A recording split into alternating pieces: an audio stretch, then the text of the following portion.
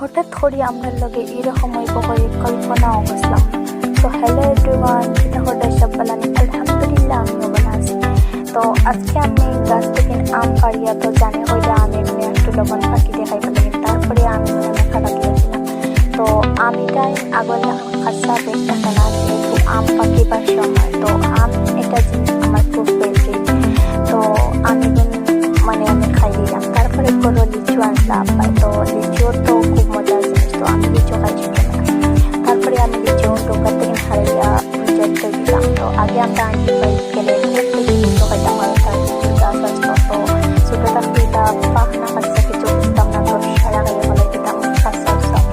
তো এখন যেহেতু বড় হয়েছে, খাসা বানিয়ে এটাও করতে পারি। তো আমি লিচু খাসা দিয়া, তো আমার কিছু সাবস্ক্রাইবার বলতে বলি তুমি ফেস রিভিল করো না, তুমি ফেস রিভিল করো না।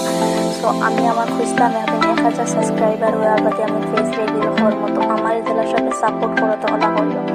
তারপরে আর কিছু রেকর্ড না করিয়া, তো বৃষ্টি আই গেছিল। তো বৃষ্টি ছাড়া থাকলে আমার হঠাৎ করে আমার এখানে যাওয়া পড়ে গেছিল। তো আগে ফিরে পরে একটা ভালো, তো আমার দার্জিলিং হসপিটাল গেলাম। তারপরে কিছু আমাদের পোট করি না খানি খাইয়া, আর তারপরে মার্কেট পরে চা খাই দিলাম। তো এখানে আব্বার বাজার থেকে কুরমা আসলাম, তো কুরমা তো সবারও বলা। তারপরে আর কিছুই কদিন থেকে আমি রেকর্ড করতে পারি না, যেহেতু এক্সাম চলে।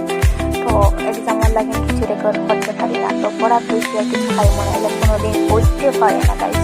তো এখানে পড়া দিয়ে খাই দিলাম বাদাম, আর আব্বারে বলে দিচ্ছিলাম আজকে সাথী আনতা। তো আব্বাই পুরা বিদিন তার সাথে দিয়েছেন। তো আমার এটা বেশ ভালো লাগছে না, তো কালাই দিন যে তো বাবা নিয়েছে बहुत सुंदर। तो आज के वीडियो तो खाने टाटा। আমার ভিডিও ভালো লাগলে লাইক কমেন্ট সাবস্ক্রাইব করি। টাটা।